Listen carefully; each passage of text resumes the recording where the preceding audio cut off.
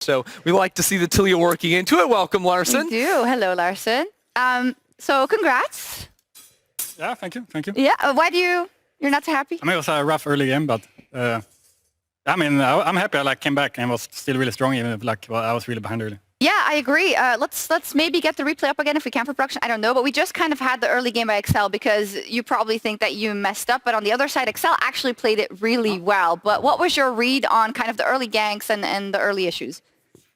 Yeah, I mean, Nautilus went mid-level 2, and that was very annoying because my wave was pretty bad. Like, you can see my wave state is pretty bad. I wasn't really playing smart enough, I guess. I think I was playing like wave management too bad, honestly. Like it was into like two awkward moments. Like first I lose my flash in a bad wave state, and now like it's bad again. Yeah, and what I'm curious, because like Malrung's right there, he's like probably coming down to try and cover you. The timing's just slightly off. Same thing in this next play after the bot dive happened and Nukeduck sort of roamed up to gank you in mid. Like, how do you find, like after you're put in a position like that, how do you then look forward to recovering over the next few minutes? Honestly, I just needed to form up. Like I just needed to calm down, and like I still realized I will be strong later. Like even if I entered early, not like the end of the world. I will still be strong, as you saw. I just need to like stay strong mentally and not like run it down. Crumble and run it down. When you say that you weren't happy and kind of the way you managed your waves and everything, I feel like that's something that comes so natural to you, though. So that's interesting to hear that even at this level and in these games that sometimes you just have an off early game. And I like your kind of perspective on that of like, well, it's going to happen. So I mean, I just came into a match. I wanted to play like aggressive and not like care too much, but backfired pretty quickly. It was like the risky thing with that playstyle. When you don't care too much, you might just get like fucked. Yeah. Oh no, now you're just not going to play aggressive next time because this happens. Yeah, we just go back to playing passive and having Oh, God, Excel, what have you done? I love me some 50-minute games. What have you done? But Larssen, as you say, stayed in the game. All of you are going to take a look at the Baron fight next. What do you think was the key to coming back in this game then?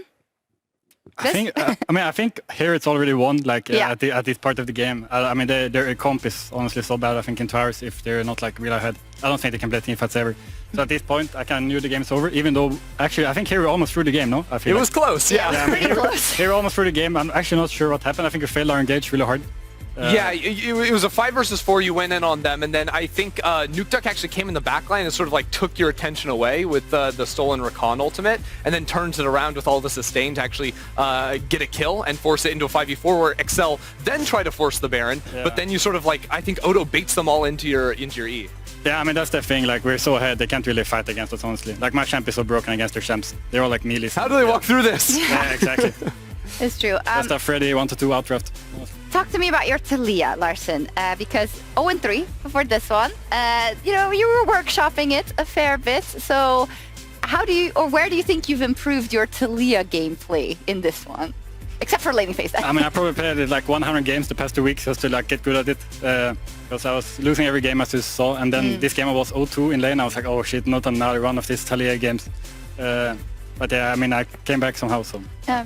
How do you sort of compare, like, I mean, you say you were playing 100 games of it this week. Like, previously, before those matches, were you playing, like, comparable amounts to the Tilia in solo queue or whatnot? Yeah, I mean, that's one of those champs where I never played in my whole life because I just refused to play it when I was younger. I don't know why. I was just scaling. So, I mean, it's kind of like a new champ to me, but I'm happy I didn't give up on it after like going 0-3 because there were some like considerations like, should we really play Talia after like losing 3 games on it? So I'm happy I had a good game on it. Yeah, absolutely. How much in terms of kind of trying new things, etc., do you have your eye on what comes next? Because you've always been good in the regular season. Now maybe a little slump right before playoffs, but everyone's expecting you to be good in playoffs. Most people are expecting you to get to Worlds. In fact, you could just book it directly through championship points. How much is your perspective already on what comes after this, like the big world stage possibly, and how you want to put more in your toolbox for that? Definitely not at all. As you mentioned, we have been struggling a lot actually. Like recently, we lost against a lot of weak teams. So we have basically been taking it like day by day a lot because our packs have been pretty bad before, and I think, but now we improved a lot, and we're taking it day by day. Like we can't really look too much forward since we've been struggling quite a bit. We're looking forward a little bit to hopefully playing in your home country. That would be nice, probably. Yep. And maybe Comp can do the same thing he did here. He is a key player of the game with the first Penta of Summer 2022. What was the comms like? Already also like 1 kill, he was screaming Penta kill. Sivir players, am I right? I was actually trying my best to seal it. Until the last kill, I was like, nah, if I scream for Penta after 1 kill, like I'm not gonna give it to you. Yeah. But he was 2 got last hitting, and then I mean, at the last point, I just need to give it to him. It's a great pentakill, but don't you think they have it easy, the ADCs with like the Sivers and stuff and the Zeris of this world? Yeah, of course. It's really easy. I mean, pretty unskilled. Yeah. I mean, if I played ADC, I would also get Penta. Yeah, okay. The Corki Pentas all the time. Corki Penta is so common. No, but really nice. From comp, indeed, you have locked playoffs with this win, and you also locked Misfits into the playoffs, so yeah, maybe they owe you like a cake or something. Quite sure they went playoffs anyway, right? So yeah. I don't think they were worried. I don't think they were too worried either. Excel, though, is very worried, so as we round up this interview, I'd love to know what you think is going wrong with Excel, who we thought was going to make playoffs super easily. It's one of those things where I think they just got maybe too comfortable, maybe they got like too big egos. Skanda, I think that can happen when you win too much and you get like too comfortable. You don't really try to improve as much as you should. Mm-hmm. Sadly, this is a big thing in a lot of teams when you win a lot. And yeah, I mean, now it's hard for them. Now they have so much pressure on them, so they put themselves in a really bad spot.